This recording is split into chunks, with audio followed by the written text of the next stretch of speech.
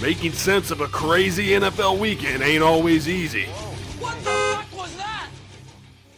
Which is why we sit back and take five. 5 sane NFL takeaways to help it all make sense. Take 1, that crazy quarterback situation in New England.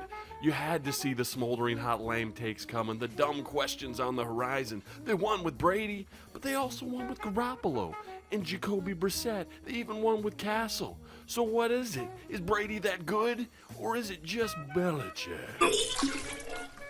And that universal truth rings true once again. Garbage in, garbage out. You ask a dumb question, you can't help but get a dumb answer. The is it Belichick or Brady question is a nonsense Sophie's choice. Well, why do they have success with other guys, you ask? Well, because coaches that are the best at what they do a great job of getting everyone prepared. It's a team game, folks, but when Tom Brady's back, spotlight him. He does it better than anyone else. It isn't A or B. 2 things can simultaneously be true, folks. Welcome to Earth. You make book on that, Missy. Take 2. What's with all these teams with multiple personality disorder? The Cardinals look great in week 2. Week 3, they fly to Buffalo. It's Jekyll and Hyde. They fill Hyde's diaper. The Steelers, a fad Super Bowl pick just a week ago, now are 30 points worse than the Eagles? How can that be true? The Texans control another fad Super Bowl team, the Chiefs, in 1 week, and then they don't even arrive in Foxborough the next. The Raiders play league worst defense for 2 weeks, then go on the road to Tennessee, who's starting to put things together offensively, and the Raiders play phenomenal D. Makes absolutely no logical sense. The Vikings put a great piece of work on the field in Carolina against presumably one of the best teams in football. So does that now mean the Vikings are great? I don't know.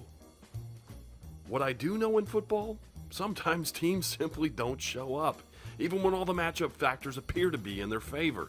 No question, it's maddening, but it's often indicative of nothing. These things tend to wash themselves clean in November and December, so unfortunately, we're all just going to have to wait. There's just too little quality information to go on early in the season to know what a team is really going to be all about in the long run. Is Team X a fraud?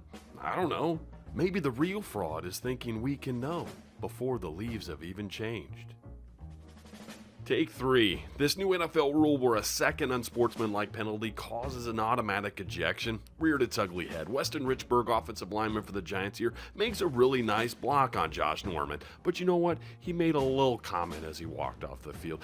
But thank the Goodell above, the NFL has saved the universe from little comments. The last thing we need are these giant men out fighting on that field to make comments to each other in passing. Removing players from games for innocuous comments, that is a major issue in sports. Thank you, NFL. Thank you so much for seeing the big picture. This isn't insane at all. Take 4, Carson Wentz. What an incredible story he's been thus far for the Philadelphia Eagles. Coming from North Dakota State, an FCS school, and prizing himself quite well in these first 3 games. The opponents were pretty light in the first 2 weeks, so his big test was against the Pittsburgh Steelers, and he passed with flying colors. So obviously, the Rams screwed up, right? Or the Browns by passing on both. Actually, we won't know that now. Let's let it breathe. Enjoy these green rays. Enjoy the moment of now. But the NFL has a history. The RG3s, the Colin Kaepernick, the other quarterback stories that tell themselves much later. Was Carson Wentz the right choice? We won't know for a few years, and that's okay. Enjoy the moment now, but no stakes in the ground. Quarterback histories don't work that way. Take 5. The Chicago Bears are not very good. And there's your FBF Take 5, wrapping NFL Week 3. I'm Matt Chatham. Enjoy the rest of your week.